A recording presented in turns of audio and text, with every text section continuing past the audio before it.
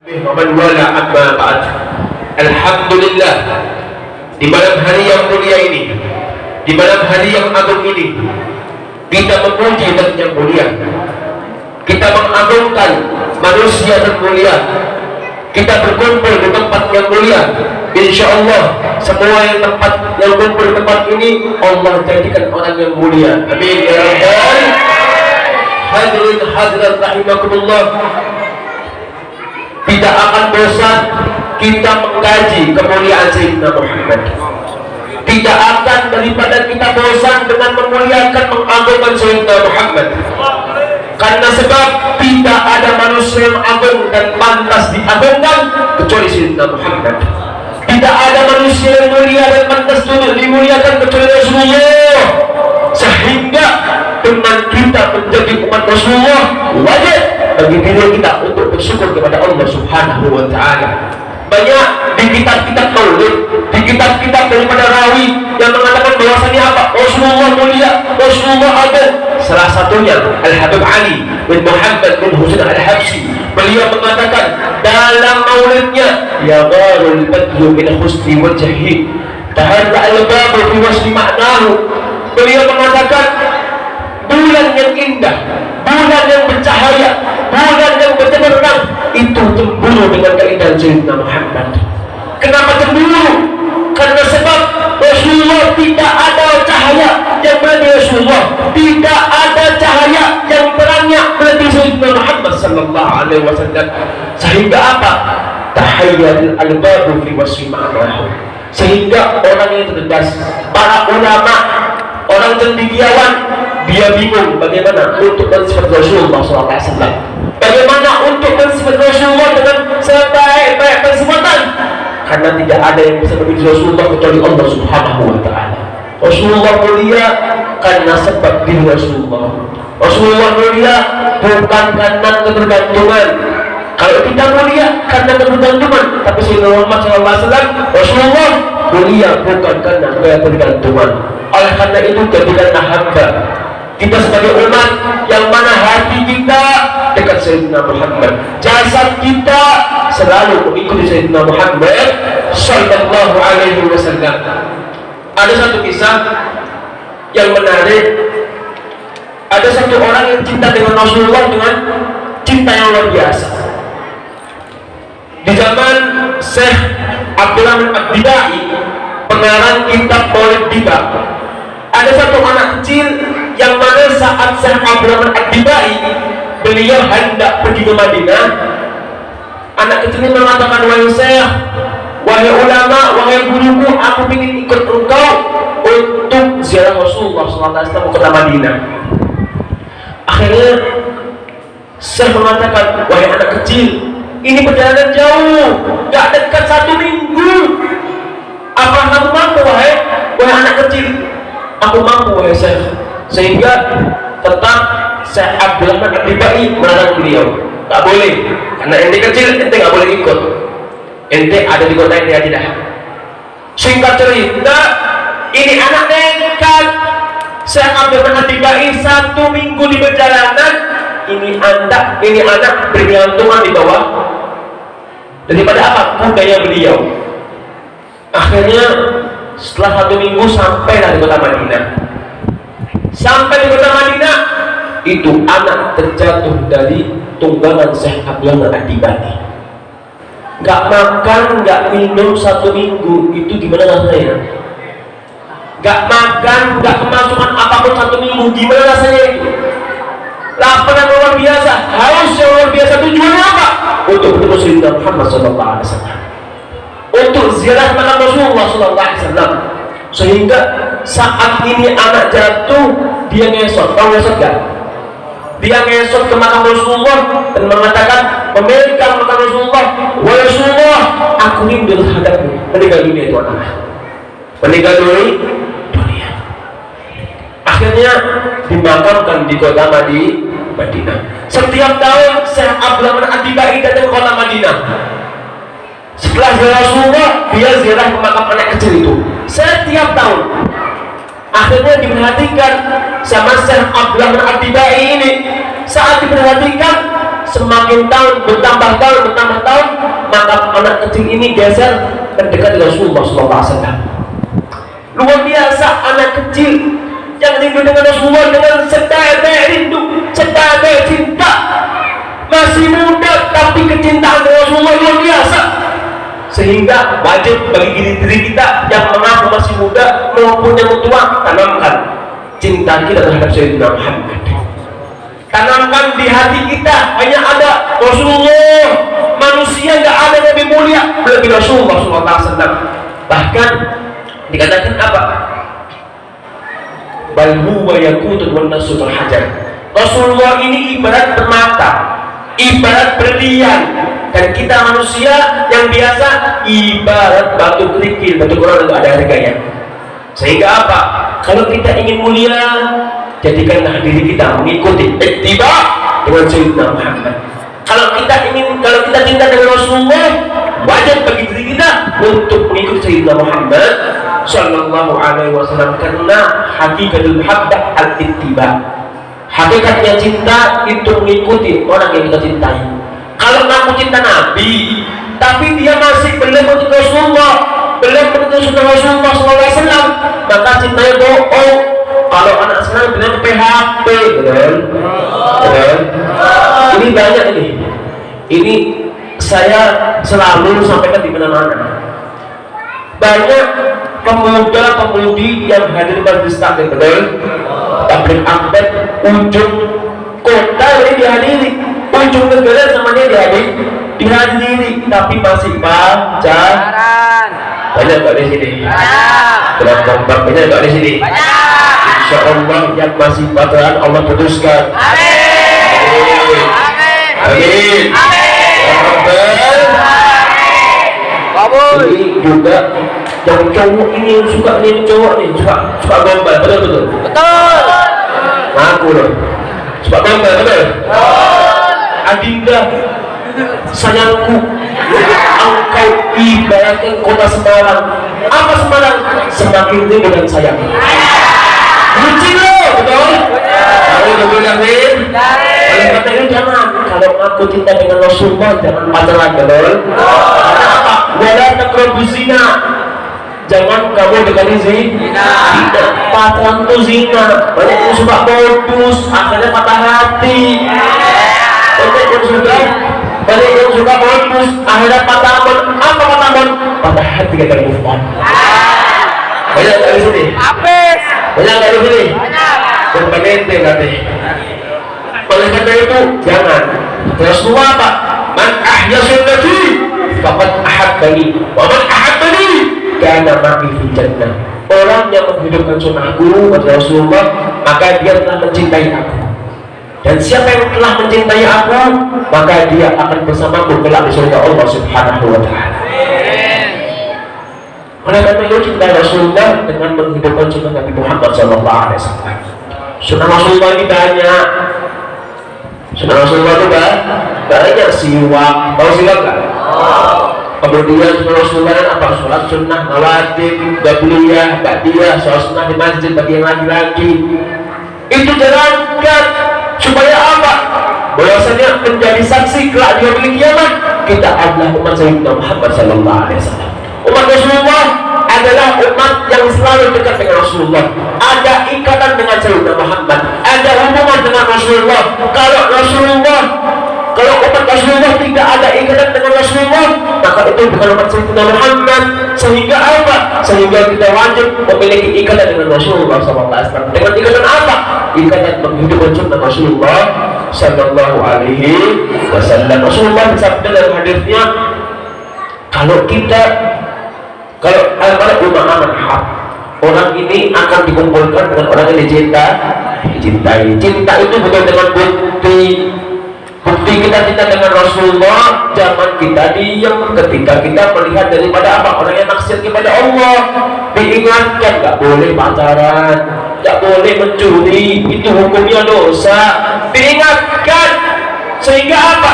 Kita akan menjadikan apa? Menjadikan diri kita adalah sebagai sampel umat Sayyidina Muhammad Sallallahu Alaihi Wasallam. Hadirin hadirat rahimakumullah. Dikatakan juga di kitab Imam Busiri Beliau mengatakan bahwasanya Rasulullah ini adalah manusia yang akan diharapkan syafaatnya. Wal habibul ladzi turja syafaat al-tuhli kulli hawlin min ahwalikum tahami, itu Sayyidina Muhammad. Kalau kelak di hari kiamat tidak ada manusia yang akan menolong kita, ibu bapak kita, adik-adik kita, orang tua kita, anak-anak kita, guru-guru kita, semuanya itu akan lari dari kita, akan minta pertanggungjawaban. Sehingga apa? Tidak ada yang bisa menolong kecuali Rasulullah. Tidak ada yang bisa membantu kecuali Sayyidina Muhammad. Tidak ada yang bisa memberi kita syafaat kecuali Rasulullah Sallallahu Alaihi Wasallam. Cinta Rasulullah dengan umatnya luar biasa, betul?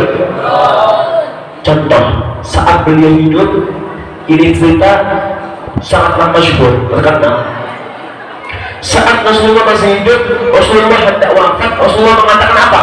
Ummati, ummati, ummati, umatku, umatku, umatku. Bukan sahabatku, bukan umatku. Sehingga apa? Saat Rasulullah duduk dengan sahabat-sahabatnya, Rasulullah mengatakan, hei sahabat-sahabatku, apakah kalian mengetahui golongan-golongan yang mulia? Seketika sahabat mengatakan, wahai Rasulullah, golongan-golongan yang mulia mereka adalah para malaikat. Rasulullah mengatakan, hei sahabat-sahabatku, bagaimana malaikat tidak mulia sedangkan dia di sisi Allah Subhanahu wa Ta'ala, dia dekat dengan Allah Subhanahu wa Ta'ala. Kemudian sahabat mengatakan, wahai Rasulullah, kalau begitu yang mulia Nabi dan Rasul, para Nabi dan Rasul. Rasulullah mengatakan, hei sahabat-sahabatku, bagaimana Nabi dan Rasul tidak mulia sedangkan mereka adalah kecintaan Allah, kekasih Allah Subhanahu wa Ta'ala. Kemudian sahabat mengatakan, kalau begitu wahai Nabi, yang mulia berarti kami sahabat Rasulullah. Rasulullah mengatakan, hei sahabat-sahabatku, bagaimana kalian tidak mulia sedangkan di sisimu ada aku Sayyidina Muhammad. Akhirnya sahabat mengatakan, Rasulullah, Allah wa Rasulullah a'lam, engkau dan Allah yang mengetahui Rasulullah. Akhirnya perhatikan apa jawaban Rasulullah. Rasulullah bukan kepalanya. Rasulullah sebenarnya menangis dengan tangisan yang luar biasa, membasahi pipi sampai janggut beliau. Rasulullah mengatakan, golongan-golongan yang mulia ada yang di akhir zaman, mereka tidak pernah melihat aku, akan tapi dia cinta terhadap aku. Mereka tidak pernah melihat aku, akan tapi dia rindu denganku. Mereka tidak pernah melihat aku, akan tapi dia beriman kepadaku. Fatuba liman yarani wa amana bi. Fatuba, thumma liman lam yarani wa amana bi. Apa kata Rasulullah? Apa kata Sayyidina Muhammad? Rasulullah mengatakan, beruntung orang yang pernah melihat aku dan beriman kepadaku. Tapi ada orang yang lebih beruntung. Siapa? Beruntung, kemudian beruntung. Untuk siapa? Untuk seseorang yang tidak pernah melihat aku, akan tapi dia beriman kepadaku. Siapa? Kita umat Islam yang ada di akhir zaman. Alhamdulillah, luar biasa. Sebelum kita cinta dengan Rasulullah, Rasulullah telah cinta terhadap kita. Sebelum Rasulullah kita rindu dengan Rasulullah, Rasulullah telah merindukan kita. Bahkan As-Sayyid Muhammad bin Alwi Al-Maliki yang ada di Mekah, Abu Yamaliki, beliau saat itu mimpi Rasulullah. Beliau Rasulullah ada di dalam Rasulullah itu ada ribuan, bahkan ratusan ribu orang yang berpakaian putih. Abu Yamaliki mengatakan, wahai Rasulullah, siapakah golongan-golongan yang ada di belakang Rasulullah dengan pakaian-pakaian putihnya? Rasulullah mengatakan, wahai anakku, wahai cucuku Muhammad Al-Maliki, ini mereka yang di belakangku adalah umat Islam yang ada di Indonesia. Aku cinta dengan umat Islam yang ada di Indonesia. Karena sebab apa? Karena sebab Indonesia ini luar biasa. Kok bisa luar biasa? Karena di bulan Rabiul Awal mengadakan maulidah. Bahkan tak sampai selesai bulan Syawal, sampai Ramadan masih ada maulid Nabi. Esok dia adakan di kampung-kampung, dia adakan di kelurahan-kelurahan, kecamatan-kecamatan, di kota-kota, di provinsi. Sehingga apa? Itu adalah salah satu sebab Rasulullah cinta dengan umat Islam yang ada di Indonesia. Sehingga apa? Kita wajib bersyukur kepada Allah Subhanahu wa taala dengan kecintaan Rasulullah terhadap kita. Insya Allah dengan kita cinta dengan Rasulullah dan kita kumpul tempat ini, insya Allah kita dikumpulkan dengan Sayyidina Muhammad sallallahu alaihi wasallam. Hadirin hadirat rahimakumullah. Ada satu kisah yang menarik juga ini. Kalau di Indonesia waktu mahalul qiyam atau marhabanan, waktu ya Nabi salam ya Rasul salam alaika ya Habib salam alaika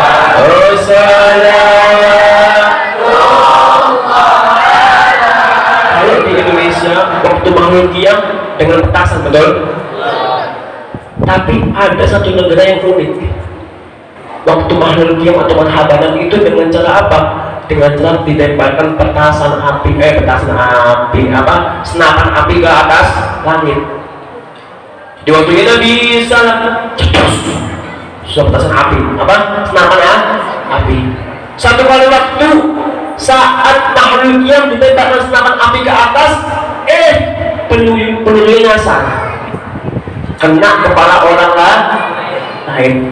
Orang tersebut bukan orang muslim, sehingga itu orang kena kepalanya sampai tidak sadarkan diri, dia pingsan. Akhirnya dibawa ke rumah sakit. Koma ini orang. Akhirnya keluarganya dengan kabar ini, dia bilang, wahai Muhammad, tanggung jawab engkau Muhammad, Nabi yang muslim, tanggung jawab engkau Muhammad. Kata orang tuanya, ini orang. Karena sebab umatku mengadakan suatu pesta perayaan lahiranmu, anakmu terkena senapan api. Tanggung jawab engkau Muhammad. Akhirnya dokter bilang, wahai keluarga fulan, ini anakmu gak lama lagi akan meninggal dunia. Silahkan engkau dan keluargamu melihat untuk terakhir kalinya. Ini keluarganya masuk ke ruangan anak tersebut. Saat dibuka, itu anak sudah duduk, sudah sadarkan diri, mengatakan kepada keluarganya, wahai ibu, wahai ayah, jangan kau cegah pemuda itu dengan imamahnya, dengan sorbannya, dengan bajunya yang serba putih-putih, dengan wangi yang luar biasa, ketampanan yang luar biasa. Wahai ibuku, wahai ayahku.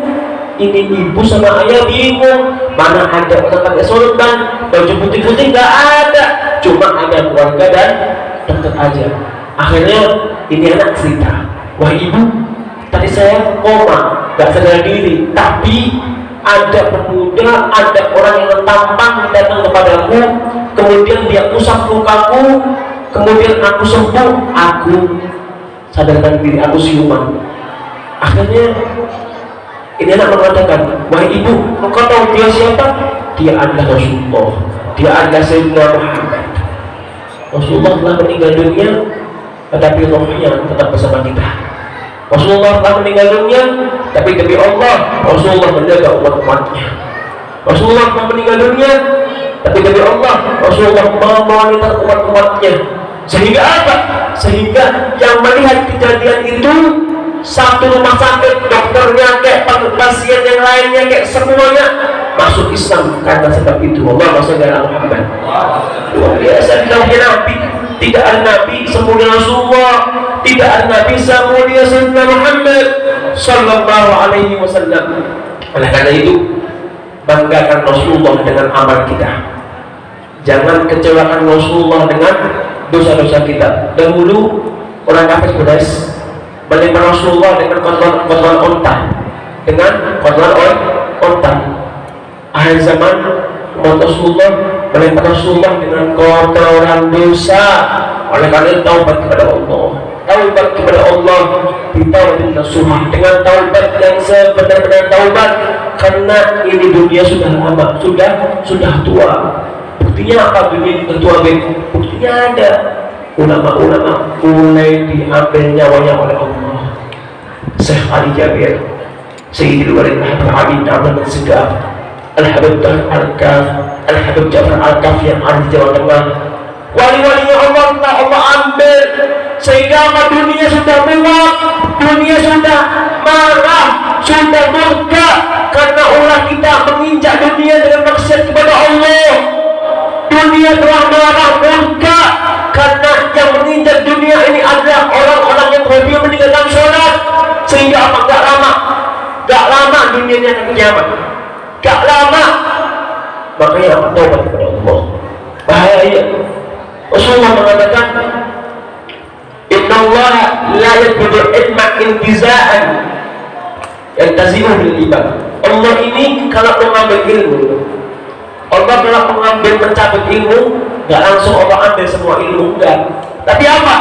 Innama yaqbidu ilma biqabdi ahli. Allah ini mengambil ilmu dengan cara apa? Allah wafatkan ulama-ulamanya. Perlahan-lahan ilmu diambil. Kalau udah ulama nggak ada, ilmu nggak ada di dunia.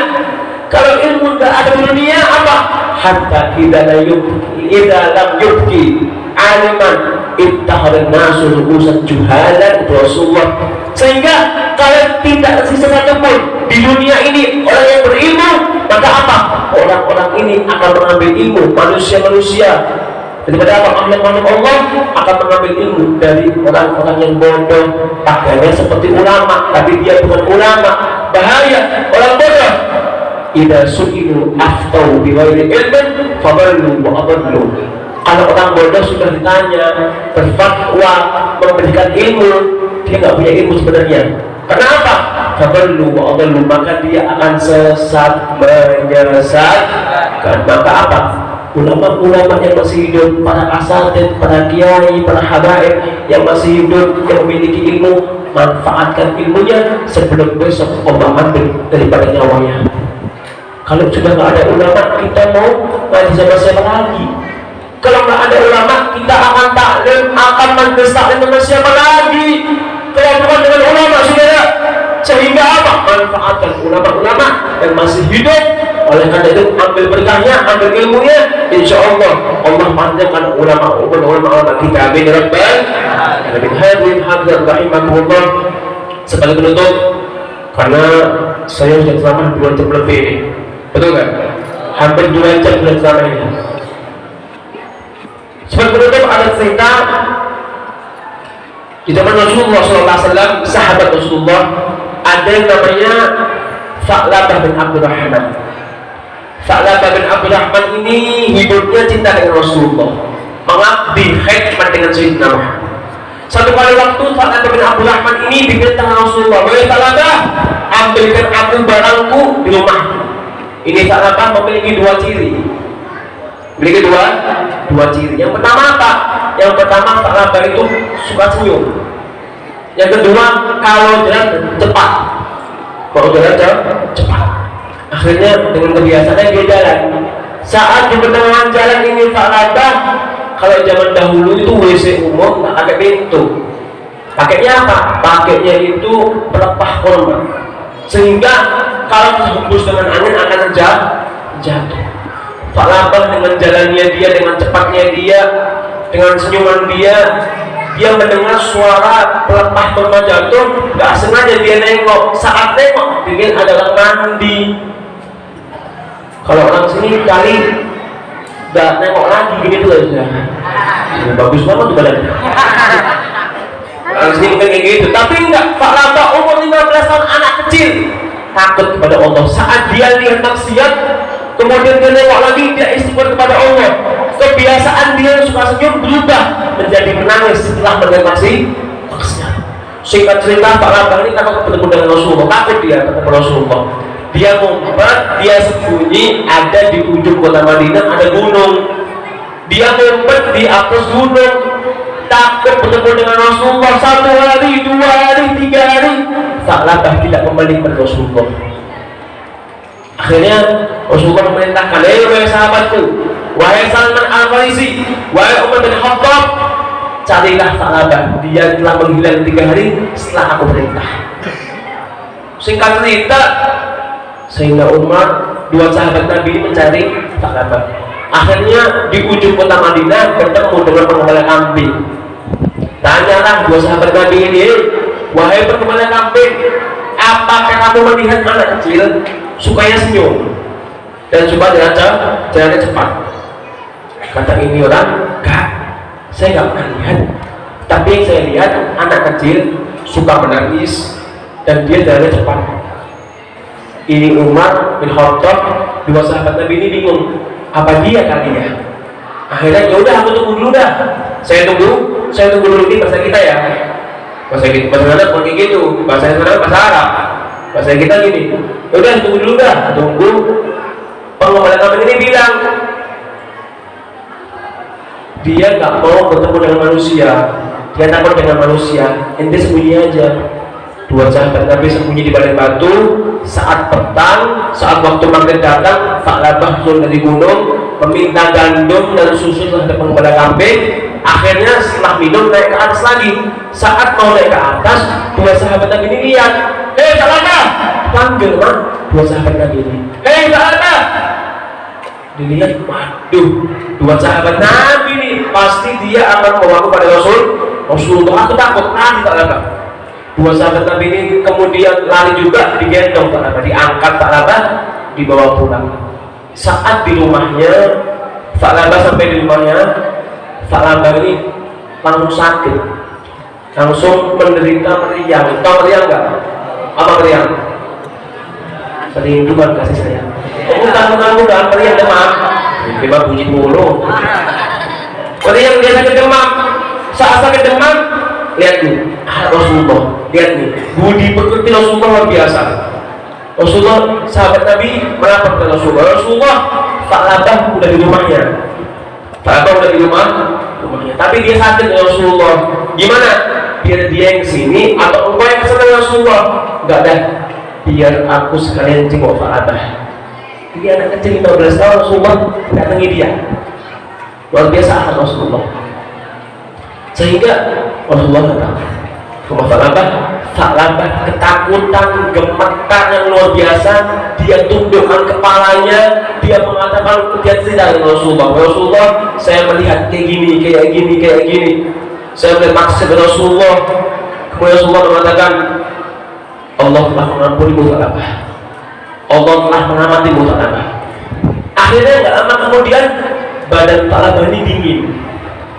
Ternyata apa? Dia sakratul maut di pangkuan Sayyidina Muhammad. Keindahan yang luar biasa. Tidak ada kulit yang sempurna, kulit yang haram untuk masuk neraka Allah kecuali kulit yang pernah bersentuh dengan Sayyidina Muhammad. Sehingga apa? Rasulullah yang menuntut untuk mengucapkan dua kalimat syahadat. Sehingga apa? Meninggal di pangkuan Rasulullah SAW. Gak sampai di situ. Kemuliaan Tha'labah gak sampai di situ. Bahkan yang memandikan, yang mengkafani, yang mensolatkan diri imam, yang menguburkan, yang mengangkat jenazah Tha'labah, Sayyidina Muhammad. Saat Rasulullah ini mengangkat jenazah Tha'labah, Rasulullah ini kakinya jinjit. Tahu jinjit gak? Kakinya sedikit. Abu Bakar As-Siddiq, Sayyidina Abu Bakar As-Siddiq bingung, Rasulullah, kenapa saat engkau mengangkat jenazah Tha'labah kakimu jinjit ke Rasulullah? Rasulullah mengatakan, bagaimana tidak wahai sahabatku, bagaimana tidak wahai Abu Bakar, sedangkan semua ahli langit, ahli sama, semua malaikat, semuanya turun untuk mengkuburkan Tha'labah. Karena sebab apa? Karena dia sebab cinta dan mengabdi dengan Sayyidina Muhammad SAW. Luar biasa. Orang yang kita dengan Rasulullah, mengabdikan hidupnya dengan Rasulullah, maka dia akan dekat dengan Sayyidina Muhammad SAW. Kemudian Rasulullah kan telah meninggal dunia. Iya. Saat ini caranya kita mengabdikan Rasulullah dengan cara kita menghidupkan Rasulullah dan kita menghadiri majelis Rasulullah SAW dan kita menjaga nama baik Rasulullah Sallallahu Alaihi Wasallam. Hadirin hadirat rahimakumullah, ada pengumuman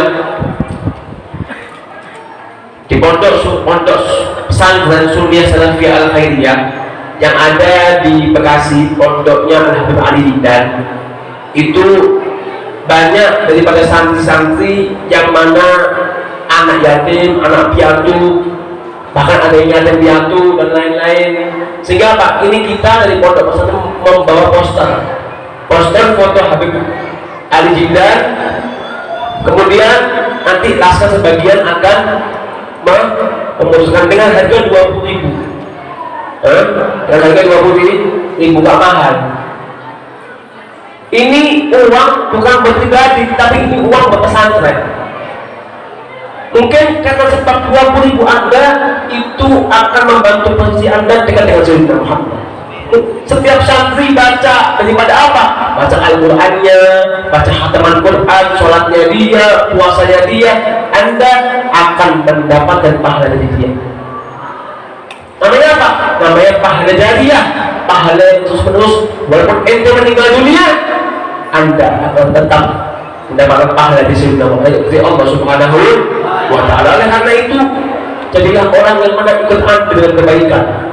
Ada satu cerita, dahulu ada seorang pelacur, orang yang hidupnya tidak pernah taat kepada Allah, maksiat kepada Allah Subhanahu wa Ta'ala. Akan tapi karena sebab dia menolong seekor anjing dengan sepatunya, karena sebab dia mengambil minum seekor anjing dengan sepatunya, ini adalah ahli maksiat.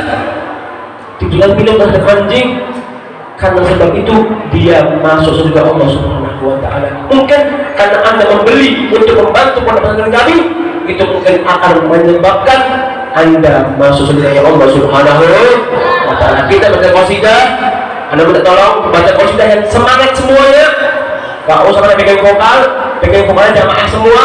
Anda minta dengan semangat bacakan salawat Rasulullah SAW. Siap puji Nabi? Ya. Siap puji Nabi? Ya.